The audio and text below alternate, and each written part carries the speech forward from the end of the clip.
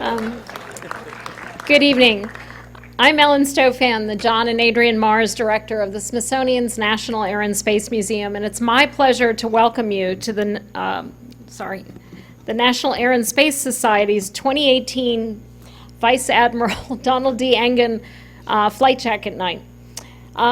This night is one of the museum's most important annual programs, and it's reserved just for National Air and Space Society members. Our team has gone above and beyond this year, and I know tonight is going to be a memorable evening for everyone. Before we begin, I want to take a moment to thank you for your support. In the more than 20 years since we founded the National Air and Space Society, our members have contributed more than $20 million to sustain the museum's vision of inspiring the next generation of innovators and explorers. So please give yourselves a hand. $20 million, that's pretty good. Your support has never been more important to us. As members of our National Air and Space Museum family, I'm sure you're aware of our upcoming renovation project. This is a chance to modernize one of the world's most popular museums, and it's critical that we get it right. We can't educate and inspire 21st century audiences with 20th century exhibits, so we will completely reimagine all of our galleries and public spaces and redefine America's favorite museum from the inside out. Congress is generously funding the renovation of our building, and the funds to transform our exhibits will come from industry sponsors and private donors like you. Together, we can ensure that new generations of visitors find stories that reflect the changing face of the nation and see themselves as part of the second century of aviation and space exploration. And don't forget that we'll be open throughout the entire 7-year renovation project. Tell your friends. I'm serious. Tell your friends. NAS members are our best ambassadors, and we're counting on you to help us spread the news far and wide.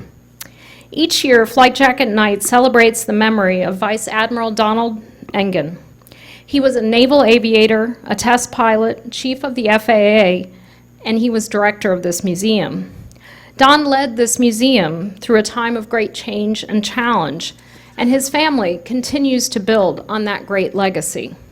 As we begin a new era of transformation, I want to thank the Engen family, including Admiral Engen's son, Charlie, who is with us here tonight. Thanks, Charlie, for being here.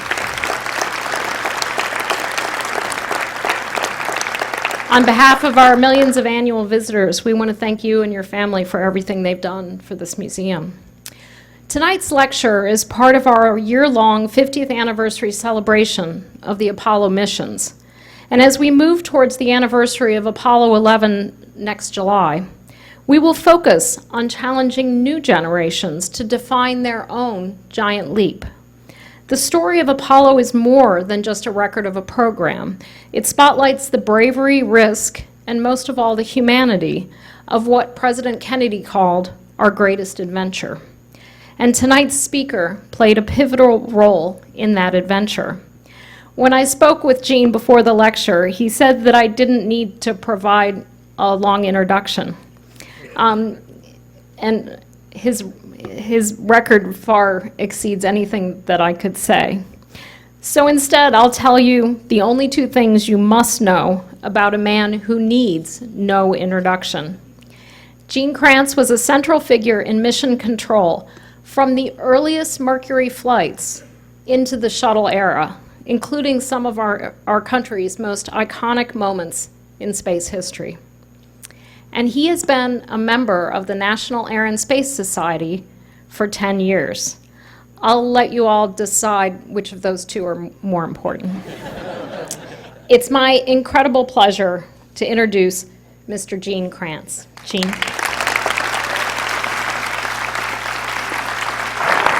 Thank you.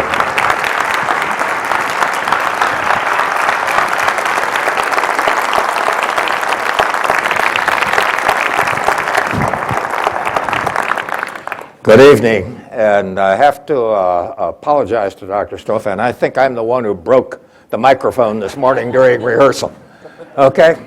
So I'll write a check out as soon as we finish. You know, I see a lot of flight jackets here this evening, and mine doesn't fit anymore, so I decided I'd wear a white vest. You know, with the coming 50th anniversary of many of the lunar missions, I elected this evening to speak on the Apollo 11 landing. Now, the thing that's interesting about it, you're also going to see I'm a movie producer now. We ran across a whole bunch of unused 16 millimeter film in the process of restoring mission control. And I managed to get some DVD copies of this thing and built a 12-minute segment of the actual period of time from the time we started descent until we were just about ready for the landing. And basically, I'm going to do a narration, so you're going to see the silent film, but I'll try to narrate and keep this whole thing in sync. We missed by about 3 or 4 minutes this morning in rehearsal, but I'll give it a shot. A bit of background: after college, I went to work for, college, and waiting for my flying assignment.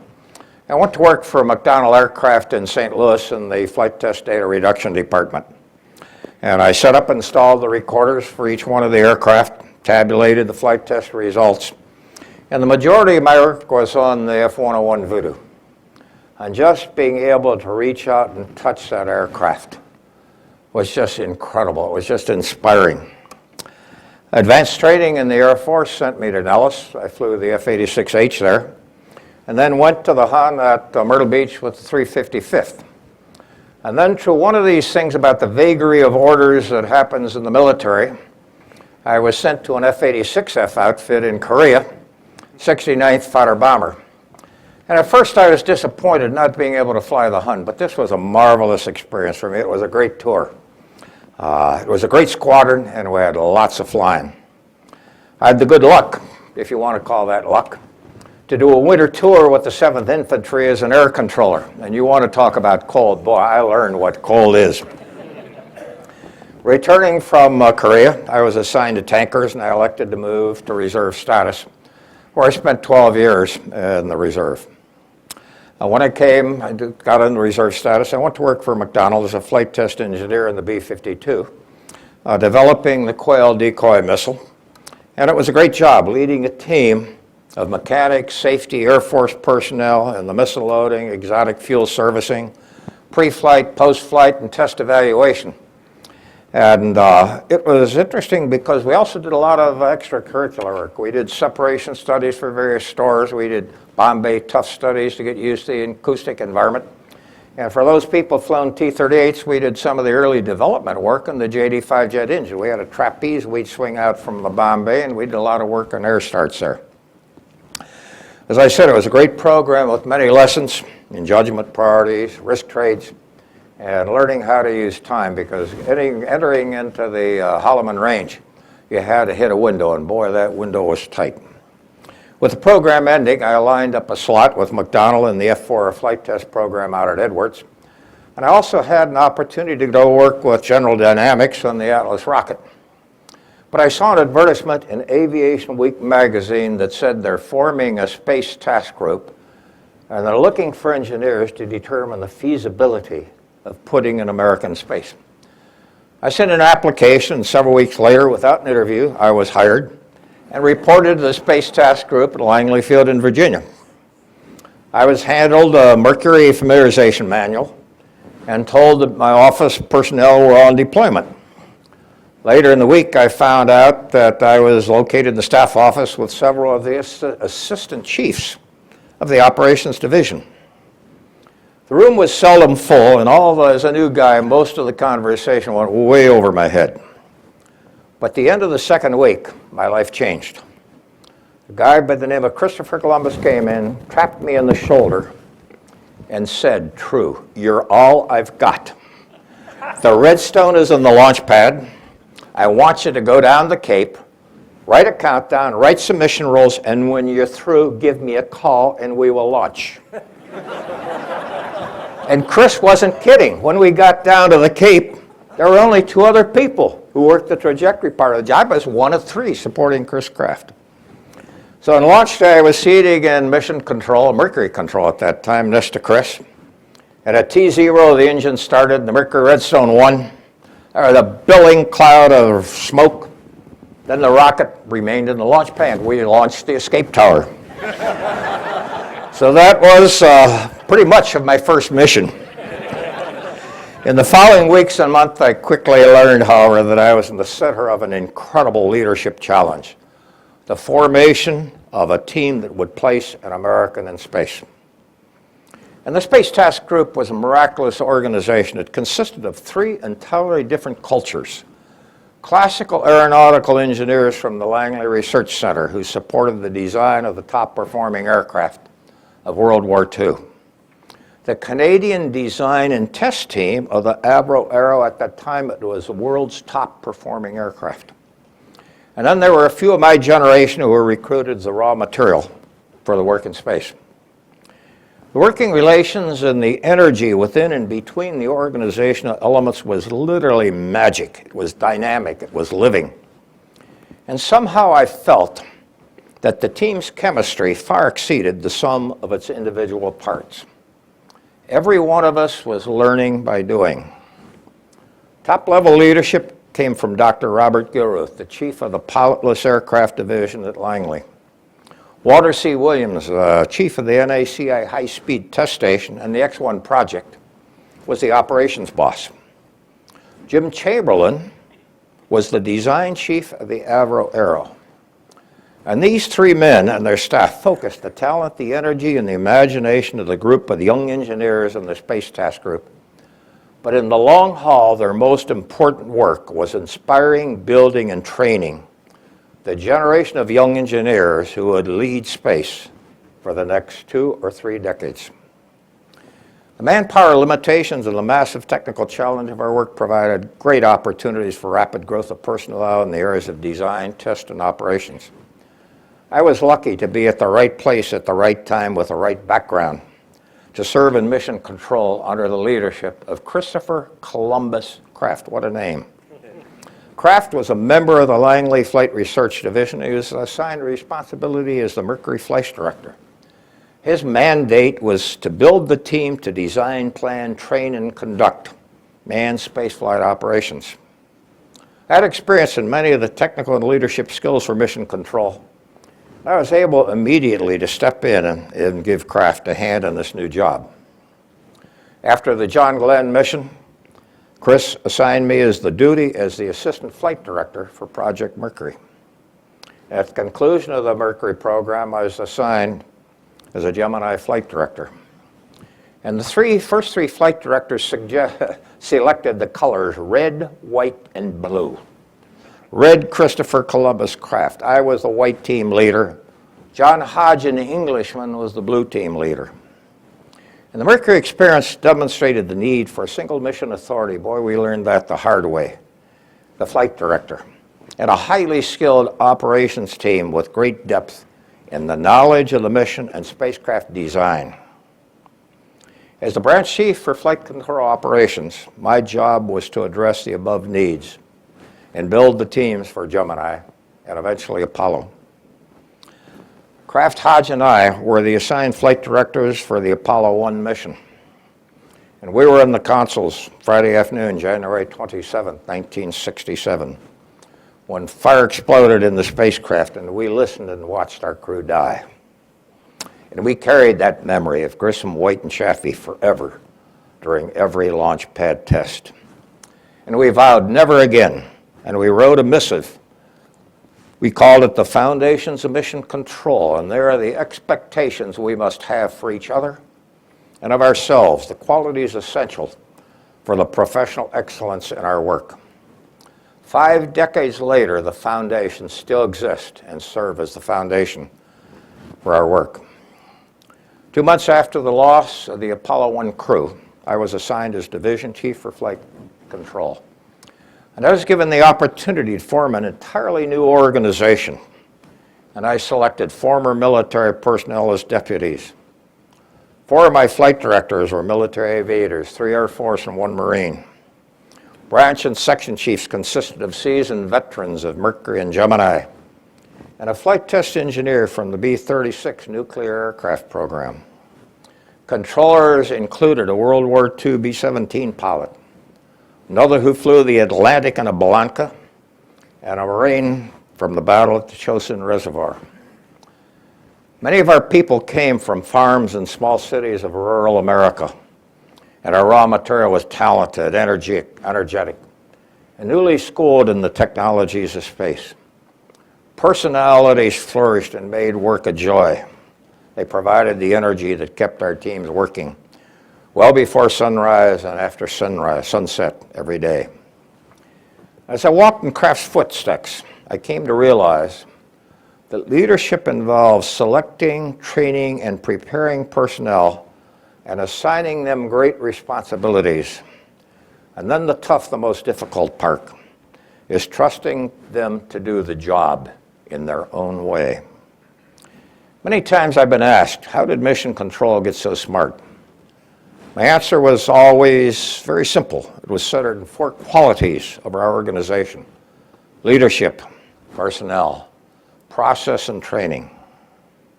For over 5 decades, the flight directors in Mission Control have been selected from the ranks of the controllers. New hires come from the NASA co-op program and college instructor recommendations, and we get a few from private industry that we all know are good performers. Learning by doing provides the majority of the technical training, and hard to believe, every product used during the course of the mission is developed by the mission controllers.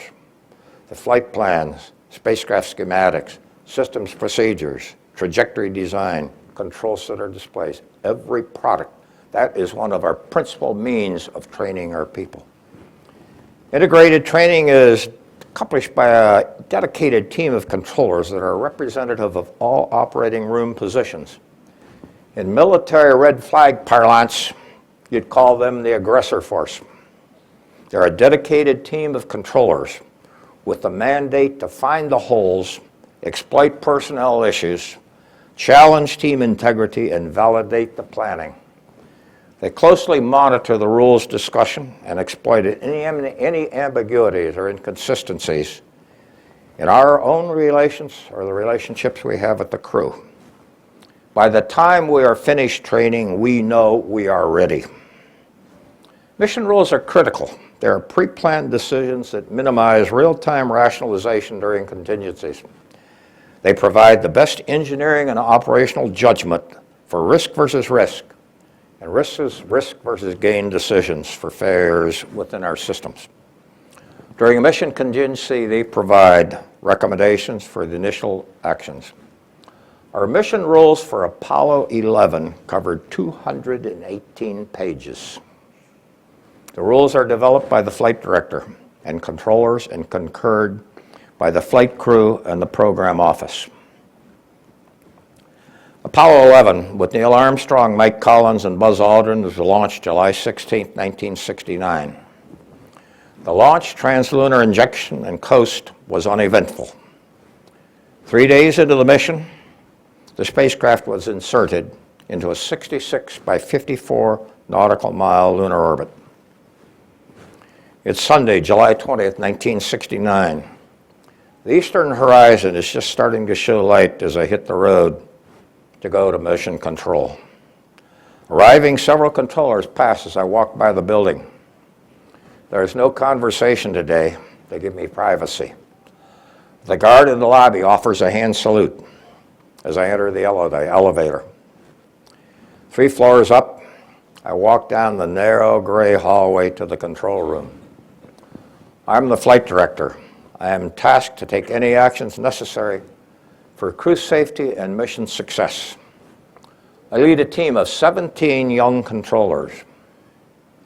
Today, we will land on the moon, traveling at 2,287 miles per hour in its orbit. It is mountainous, pelted by micrometeorites and with craters 180 miles across. Its gravity is 1/6 of Earth's gravity, has no air, no moisture, and the temperature range is plus or minus 250 degrees. This heavenly body has never seen an earthling or felt a footstep. Entering the control room, my reverie ends. The front of the room has a gray hue reflecting from the display of the docked spacecraft, traversing their 10th orbit on the map of the lunar surface. My white team is already in the room intensely studying console logs. I sit down next to Flight Director Glenn Lunny. He nods and says, all peanuts. I have 36 hours since our last shift, so I have a lot of reading. I then go to the spacecraft analysis room to review the spacecraft system discrepancies. Then I visit my simulation team. Dick Coos, the simulation supervisor, really worked us out. Our confidence came from his relentless work, assuring our team was ready. I complete the handover with Lunny, the beginning of the 11th revolution. My team is now briefed and ready to go. Members of 2 other teams are now sitting in the ledges behind my controllers. All I hear is the quiet murmur of their voices. Sitting in the stair to my right is space artist Robert McCall. I marvel as he quickly finishes rough sketches of the controllers in the room. Emerging from behind the moon on Rev 11, telemetry indicates the crew is entering the lunar module. Voice and data quality is excellent. With telemetry for the first time on the mission, as each system receives power, I can feel the excitement of my lunar module team. Revolution 11 passes swiftly. My flight planner, Spencer Gardner, indicates the crew is well ahead of the flight plan. Most of the time, we are just looking over the shoulders of the crew as they activate the lunar module systems. Without being asked, my rectifier officer sets the clock to 2 hours, 47 minutes, counting down to the undocking go-no-go. An adjacent clock begins counting down to separation 25 minutes later. To get the pulse of my team, I eavesdrop on their communications with the backroom personnel. My team sounds great, no jitters, cool. No indication that today is any different from the hundreds of hours that we have spent in this room and previous missions. Midway through the 12th revolution, the crew has activated most systems, and we begin the long series of critical data systems uplinks to the lunar module and service module computers. The crew has donned their helmet and gloves. The attitude control hot fire checks and the initialization of the LIM primary and abort guidance computers is completed. Approaching the loss of signal, it is time for the go-no-go for undocking. I pull my team. All controllers give me a go. Capcom passes the undocking to the crew, and the event clock is now reset to 1 hour, 10 minutes for the separation midway in Revolution 13. The density of our work is increasing. The clocks are the heartbeat, and now are all important. Just prior to acquisition of signal, the LIM undocks and deploys the landing legs. The mission control room team now splits in half, part monitoring Mark Collins on the command service module, and my white team is now focused on the lunar module. The team compresses to 6 controllers who are a cross-section of our nation. Their lives converged at mission control for this event on this day. Retrofire officer is Chuck Dieterich from Bloomsbury, Pennsylvania. My flight dynamics officer, Jay Green, is from Brooklyn, New York. Guidance officer, Steve Bales, will really be exercised during descent from Ottawa, Iowa. Bob Carlton is from Etowah, Alabama. He quit high school in the 10th grade and joined the Air Force.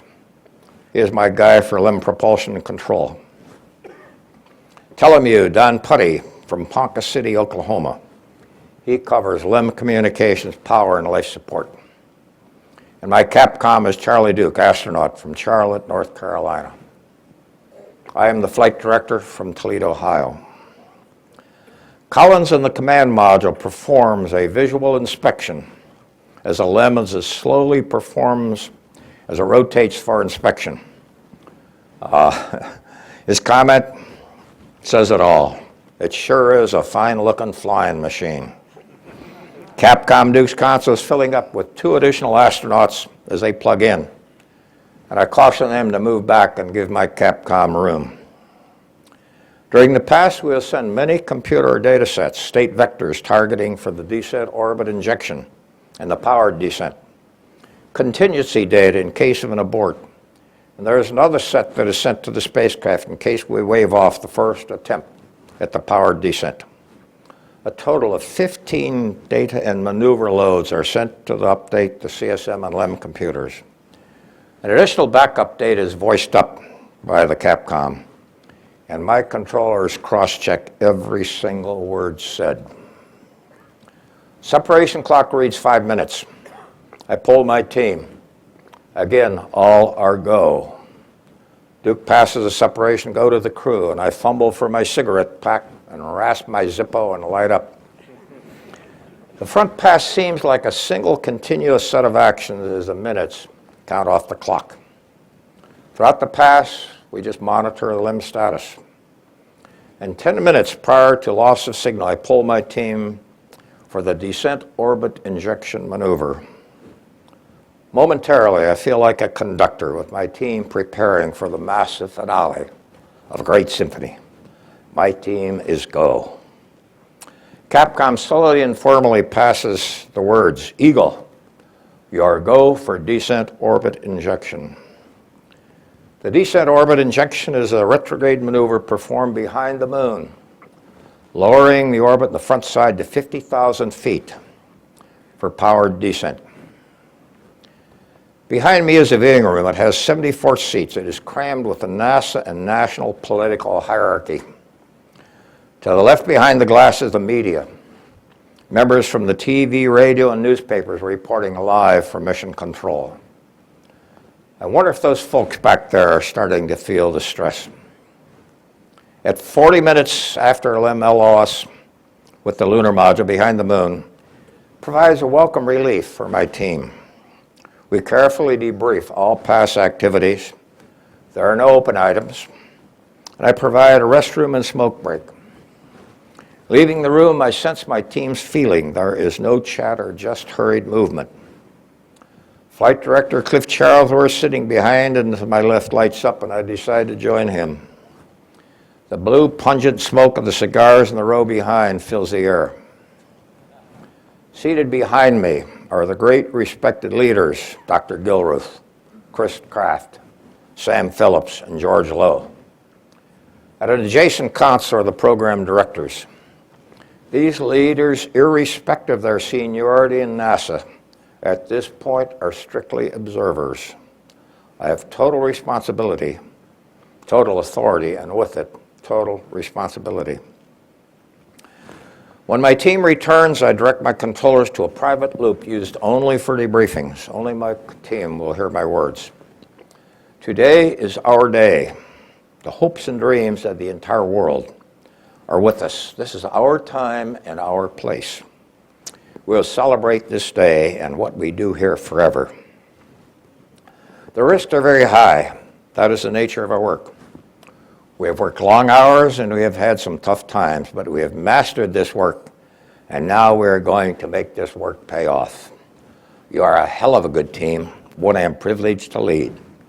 I will stand behind all decisions you will make. We came into this room as a team, and we will leave as a team. I direct the controllers to return to the flight director's loop, and I call, ground control, go to battle short. The power breakers are now blocked, and the control room doors are locked.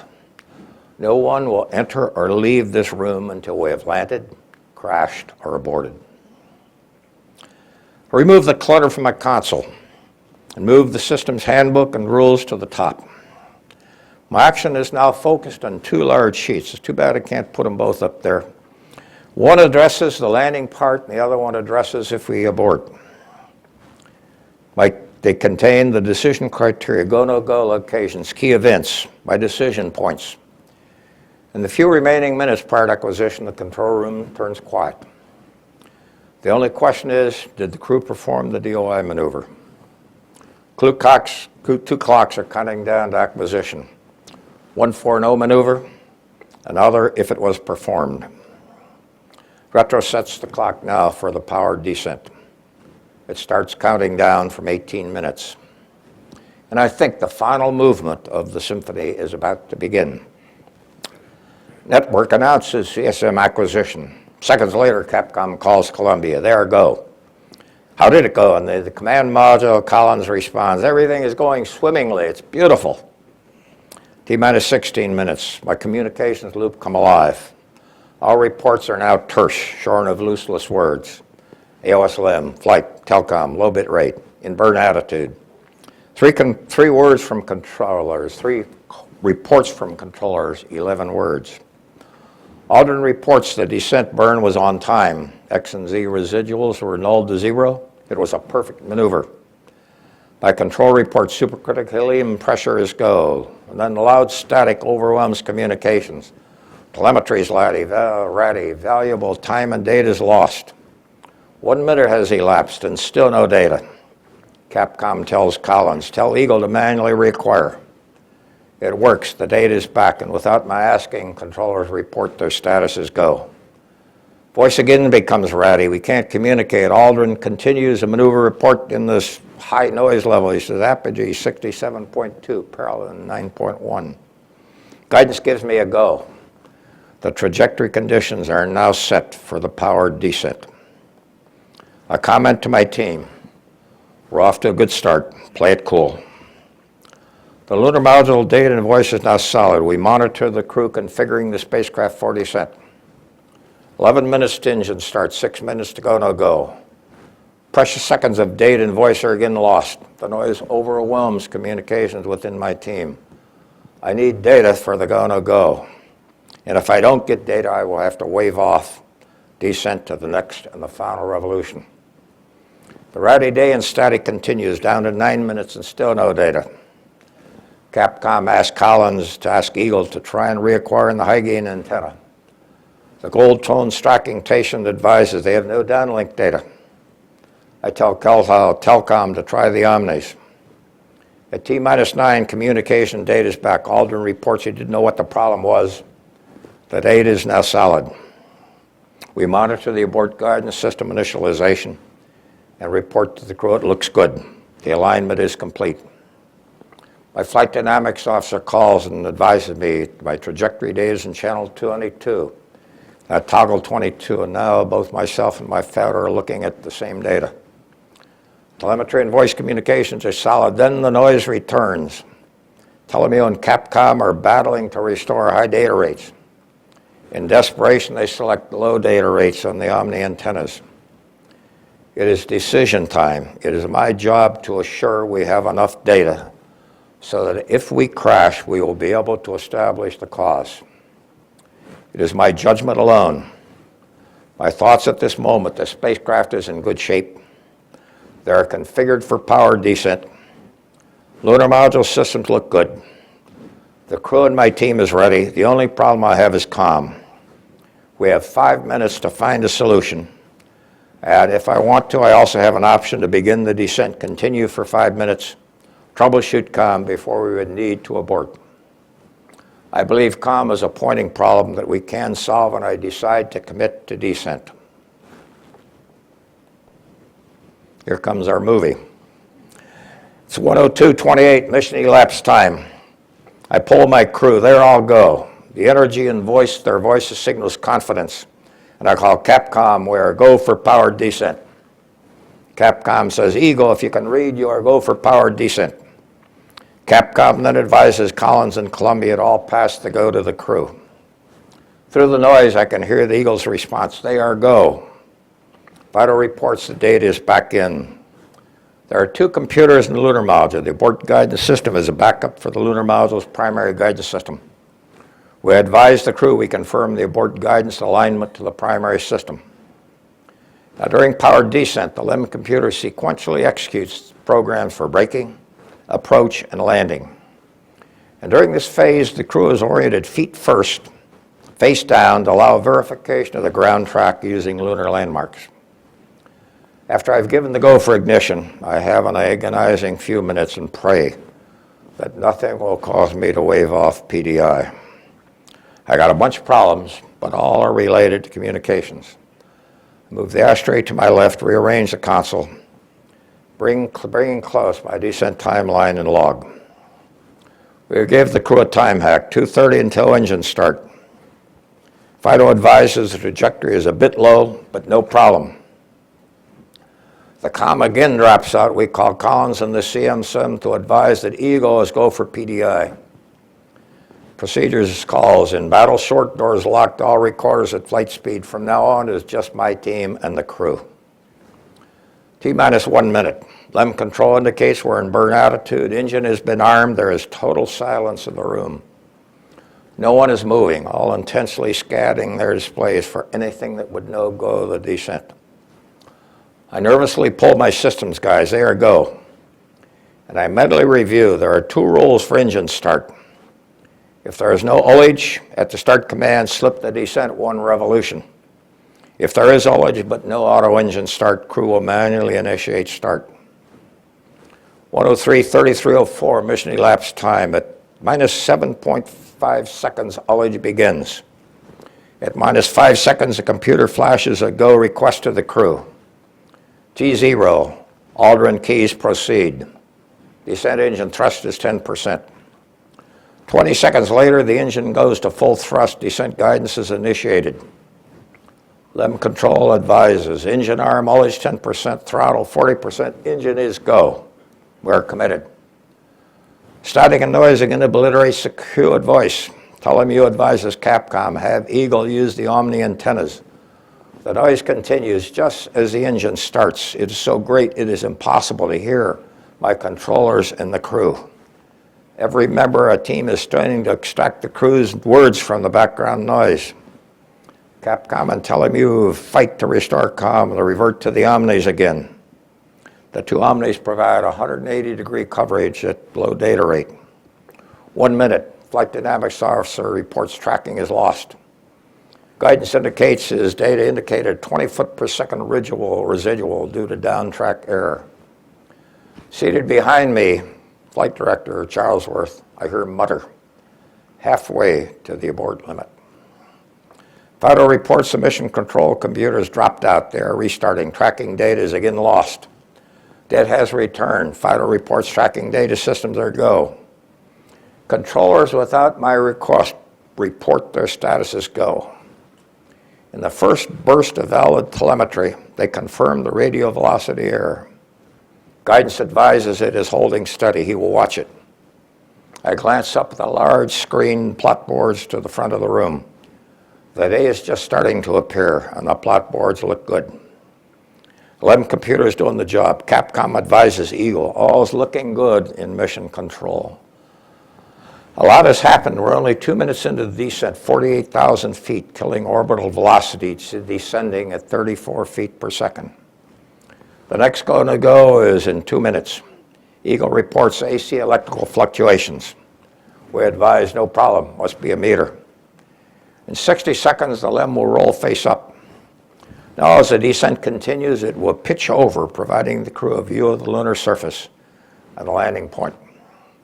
The crew reports landing, landmark tracking indicates we're a bit long, and we confer long.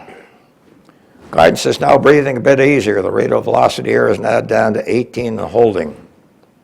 3 minutes, 45,000 feet, 115 miles to the landing point. Coming up at the next go-no-go. Static cloud cracking and popping obliterate communications and data again. We need data for several critical events. The data is briefly in and then lost. I advise controllers to use the last data they saw for their no-go. The data comes back. I give the controllers a few more seconds to review data. LEM control reports the crew is starting the roll to the face-up attitude, and I pull my team to continue the descent. Retro, FIDO, guidance, control, Telcom, GNC Ecom, surgeon, they're all go. Guidance did not need the intercom. He was pumped. The whole room heard him literally yelling his go, and there were several snickers from my controllers. We give Eagle the go to continue powered descent. At 4 minutes, we will be looking for LEM radar. This is a critical event in my checklist. Up to this point in the descent, the computer has been using radar altitude provided by mission control. To land, the computer needs the actual altitude provided by the LEM radar. The LEM data, when received, has to pass several reasonability checks before we give the crew the go to accept. If the radar not has been obtained or converged, the landing will be aborted at 10,000 feet. 4 minutes, 40 seconds, data drops out, 35,000 feet, descending 132 feet per second, 50 miles from the landing site. Guidance reminds me of we need the landing radar of 18,000 feet. He has to make comparisons, and we need time to advise the crew to incorporate the landing radar into the LEM computer. I advise that I copy guidance report. The loops are silent, then data comes back again. Guidance calls, we got radar data, and it looks good. The crew confirms they got data. Delta H, the altitude difference is 2,900 feet. It's spectacular. Crew reports they got the Earth right out the front window and asks if we are looking at Delta H. I glance briefly at the front room displays, 30,000 feet, descending 143 feet per second. Guidance says Delta H is beautiful, converging, 5.5 minutes. Then the crew reports a program alarm. A second later, it's a 12:02. There is silence for several seconds. Guidance switches from looking at the radar data to address the alarm. He calls his back room. The approach phase is very demanding of computer resources. It runs at about 83% CPU. Unknown to us, an interface signal from the rendezvous radar, which is not in use, was coming in and adding another 13%. When the landing radar locked on, the crew caught up a display to look at the data. Adding the additional load triggered the computer program alarms. The computer then shedded priority tasks so that it could support guidance and control. The crew says, give us a reading in the 12:02. Capcom mutters, 12:02, same type we had during our final simulation. Retro calls, throttle down 6 plus 25. Guidance officer Bales and Garmin, the NASA software guru, assessed the guidance and control, and they decided they're occurring properly. And it gives me a go to continue. Capcom passes the go to the crew. Communications reached a crescendo in the preceding 60 seconds, urgent, intense, critical, 6 minutes, 27,000 feet, descending 132 feet per second. Guidance calls and says we're going the 12:02 alarm. I repeat, go as long as it does not reoccur. I remind Capcom of the throttle down. Guidance says Delta H is good. The steerable antenna is now holding pointing. We have solid data through key parts of the data we need to land. We advise the crew to monitor descent to fuel, and I mentally go through the rules for the final go-no-go. From my standpoint, everything is working. I verify the landing radar has converged. Guidance confirms go. At 7 minutes, we're down to 20,000 feet, 150 feet per second descent rate. We're at another max descent rate point. Aldrin suggests we may lose data on the pitch over. He suggests going auto, and it looks like we're holding.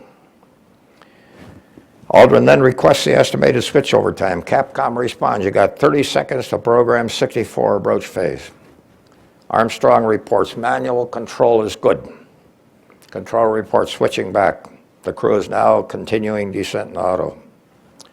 Now the commander's window has a grid on the inner and outer panes, and the computer provides a look angle to the landing site. Armstrong's attention, however, was directed in clearing the alarms and keeping the machine flying. He did not use the grid to look at his landing site until 2,000 feet. His concern was whether he continued descent at all. 8 minutes, 10,000 feet, continuing high date descent, coming up on the go-no-go for landing. We've met all criteria. And I pray that the control alarms don't continue distracting the crew. 9 minutes, without knowing it, a full minute has passed and almost 6,000 feet altitude, now 3,000 feet, reestablishing high descent rate. We're descending about 150 feet per second. Armstrong takes manual control, redesignates on the LPD to move his landing site. He goes back to auto. And at 1,500 feet now, Armstrong saw the auto system was taking him just short of a crater in a large boulder field with rocks 2 meters in diameter.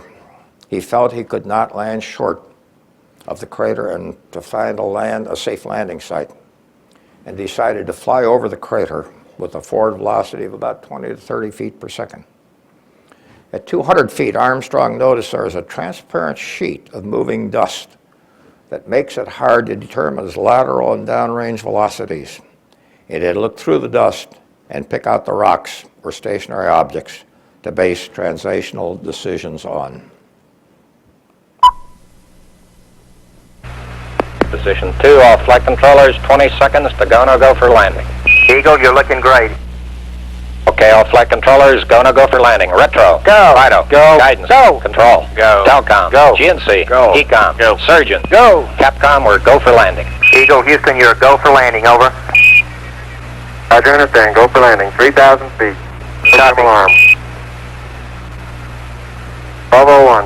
1201. Roger, 1201 alarm. 1201 alarm. Same type, we're go, flight. We're Okay, go. we're go. Same type, we're go. Flight Fido right on, real good. Roger. 2,000 feet, into the ag, 47 degrees. Roger. 47 degrees. How's our margin looking, Bob? It looks okay, we're Okay. about 4.5. Roger. Eagle looking great, your go. Roger, 1202, we copy it.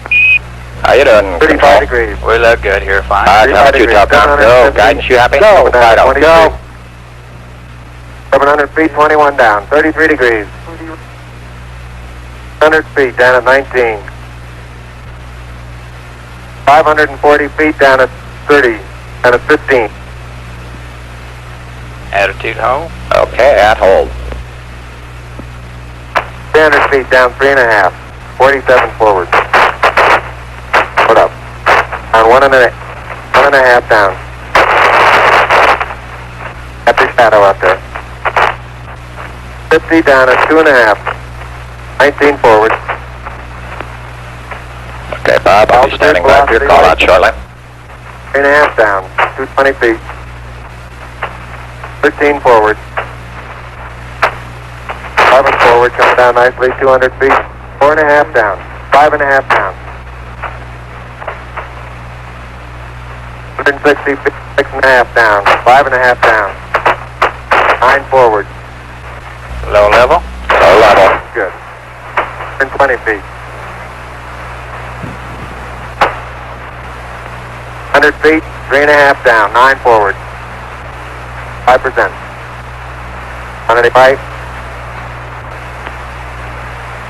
75 feet. Car's looking good. And Down a half. 60. Roger. 6 forward. 60. 60 seconds. 60 seconds.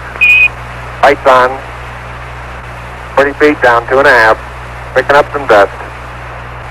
30 feet, 2.5 down. Great shadow. Stand 4 forward. At 4 forward, drift into the right a little. 30. 30 seconds. 30 seconds. Forward, just contact light. Okay, engine stop. Tranquility Base here. The Eagle has landed. Roger, Tranquility. We copy you on the ground. You got a bunch of guys about to turn blue. We're breathing again. Thanks a lot.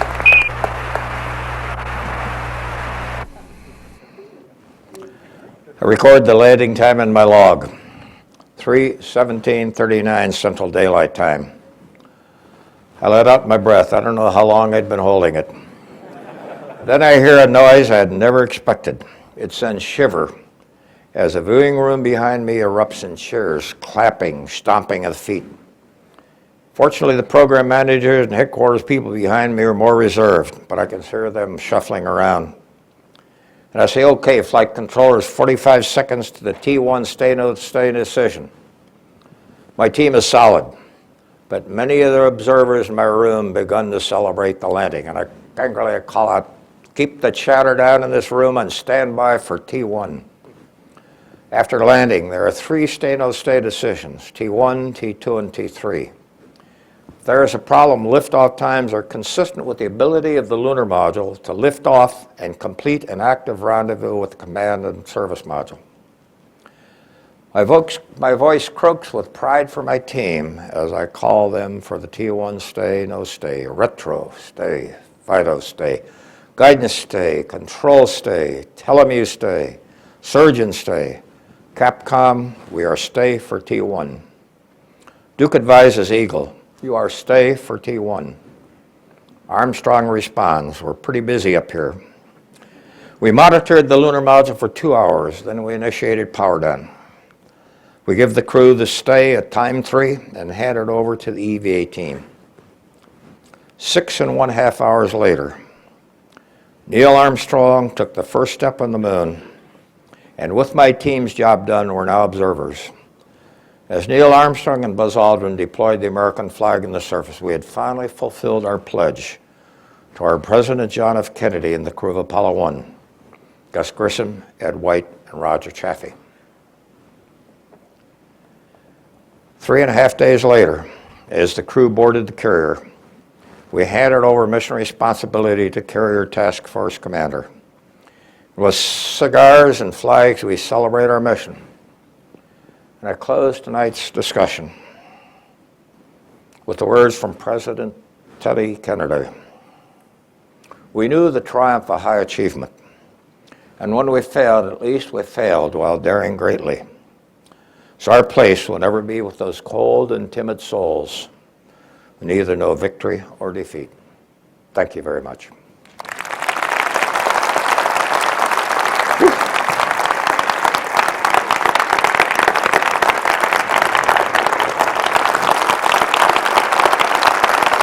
Got 5 minutes. Thank you.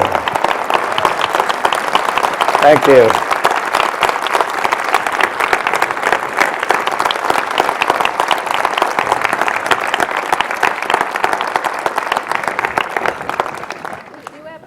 We do have time for a few questions. Questions? We know Steve Bales kind of saved the day on those program alarms. What were you thinking when those came through? It's interesting. The relationship that must exist within the team is absolute trust. So when Steve said he was go, I knew he was go.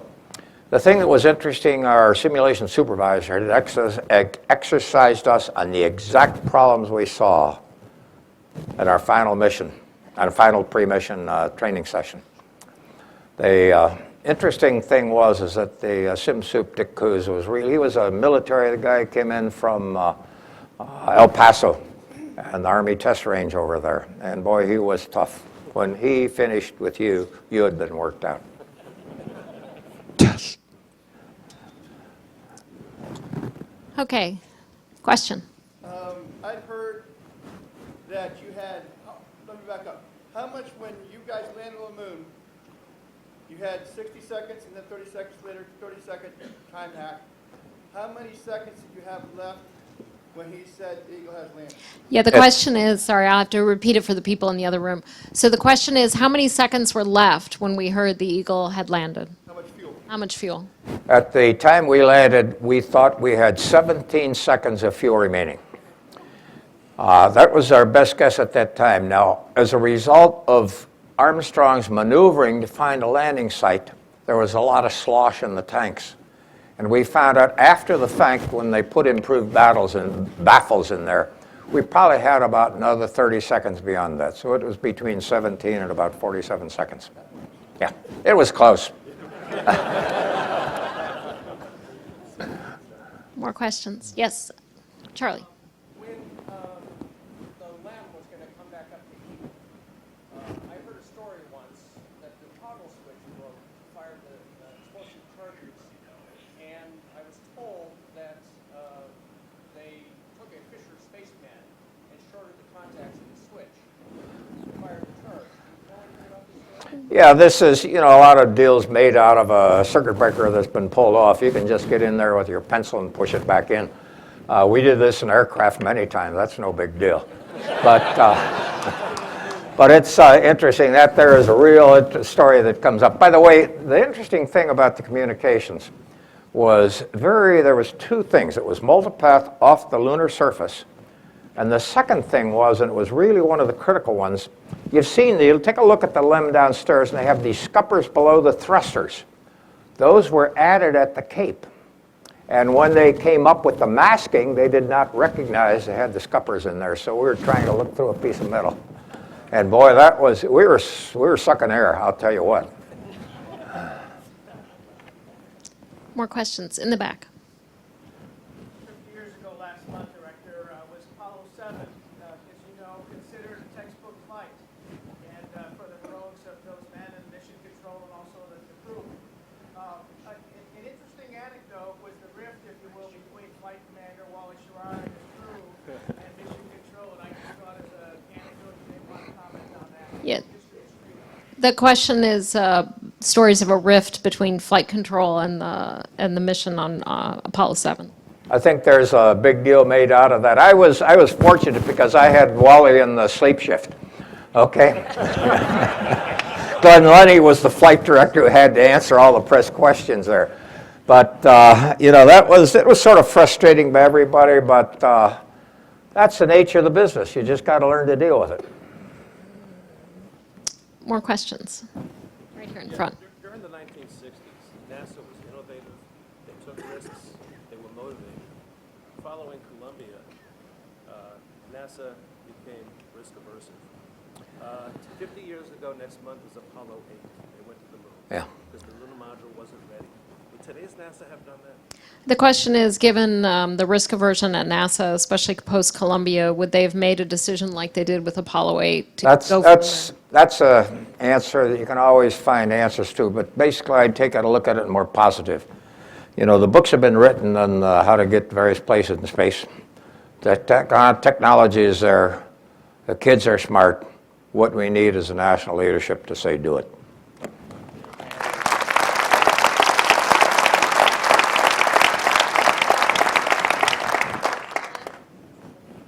How'd you like my movie? Nobody said you liked the movie. Question from former administrator Mike Griffin. No, I had an answer. Oh, okay. Answer from former NASA administrator Mike Griffin. I would have said go do the Apollo 8 even after Columbia, no problem.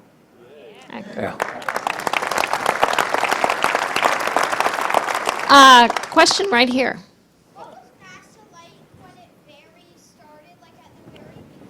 What was the question? He said, what was NASA like at the very beginning when it just started?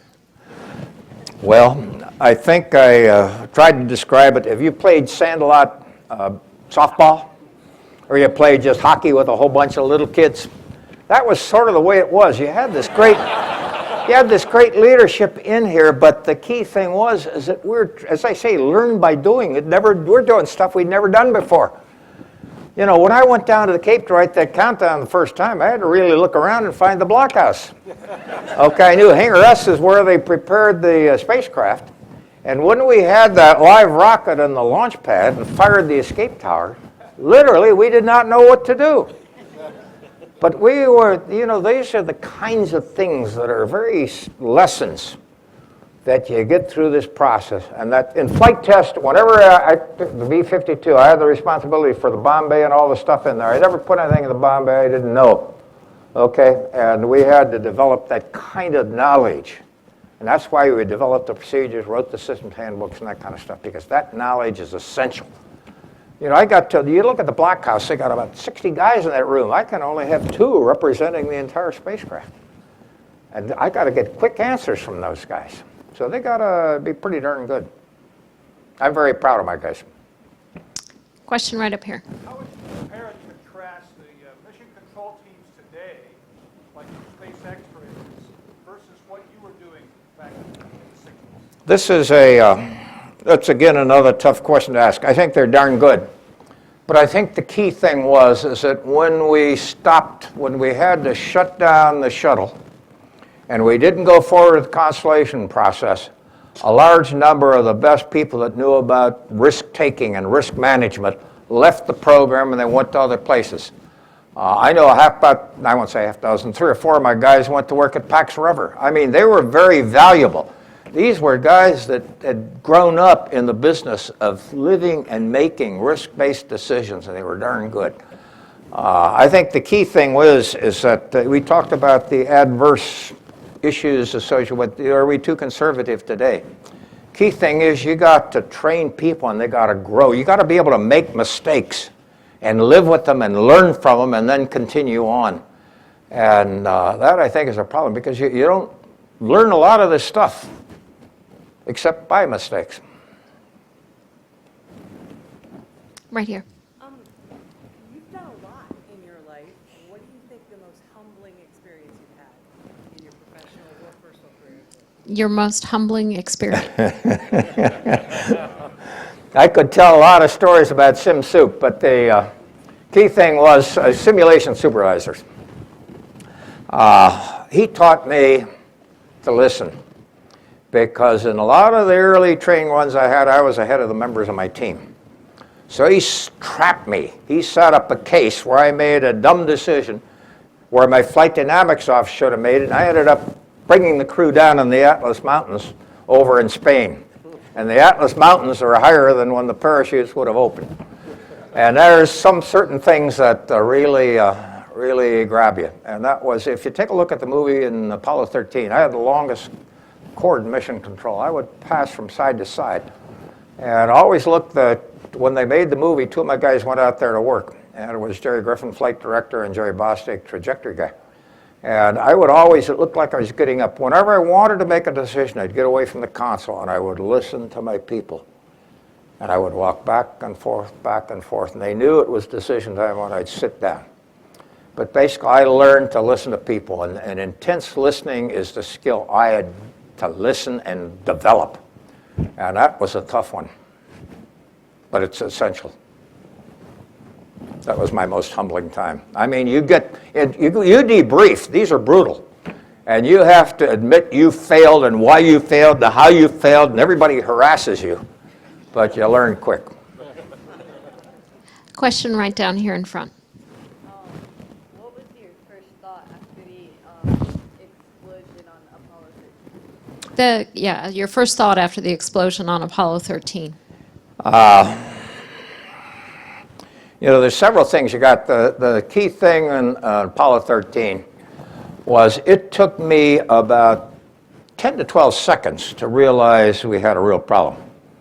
My first thought was, and many times in early missions we'd see master alarms, and I had two electrical problems in my shift prior to the explosion. So for the first couple of minutes I thought, hey, it's another electrical problem, we'll work it when we put the crew to sleep.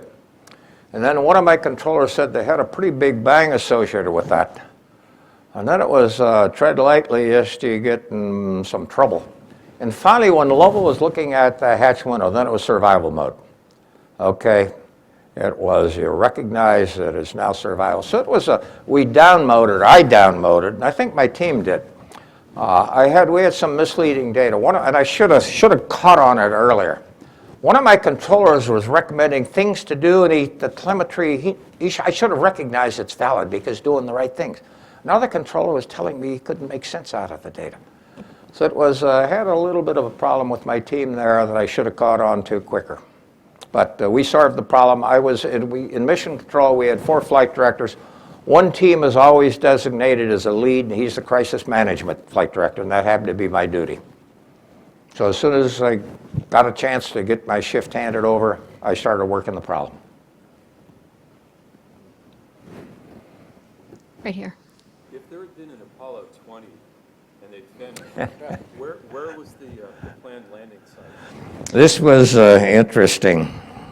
A lot of us were really ticked off with the decision on not to fly the last 3 missions. So we got the trajectory guys and a couple teams down there, and we said, boy, if we can come with a real spectacular mission, maybe we can solve the problem. So we were going to land behind the moon. Okay? And we really had a lot going there, and we tried to convince everybody this was the way to go, but everybody was bent on working in Skylab. Skylab, I really enjoyed that mission. That was an engineer's dream mission. But I just hate to say we had 3 sets of flight hardware that should have gone to the moon. Down here in front. Yeah, go ahead. Yes, sir. In your illustrious career with the United States Air Force and with NASA, if you had an opportunity to think back on it in retrospect, would you have followed through with an astronaut training program as with the Mercury 7? Well, this was, first of all, I wasn't qualified. I was very interested in doing this back on the Mercury program. And I was working the flight plan for Deke Slayton. And I was all set to deliver it to him when I found it had been scrubbed. And that sort of set me back saying, you know, as flight director, I can fly probably 100 missions. But as a crewman, I might fly only one. So it was really a question of a trade, and I didn't feel very bad about it. So it was the kind of, I loved the job I was doing. I loved the opportunity to take a group of young pups and make them, just weld them together and make them invincible. Very. Okay, we did. Yes, we did. Okay, last question. It must be Miller time, okay? No, there's a lot of hands up right here. How would you say the operation of mission control in the United States compares to some of the ones around the world, like Russia, for instance? Yeah, the comparison between U.S. mission control and those in other countries. I can only exercise sort of my judgment work in ASTP. But I believe that the technical community during ASTP was very good. We were working together very well. I think the political leadership was the one that really delayed giving us the decisions we needed. So we just spent an awful lot of time getting things done. I haven't worked with the Soviets. I was a Cold War warrior, so I wasn't interested. All right, I want Okay, to thank you. everybody give Gene a huge hand. Thank you so much.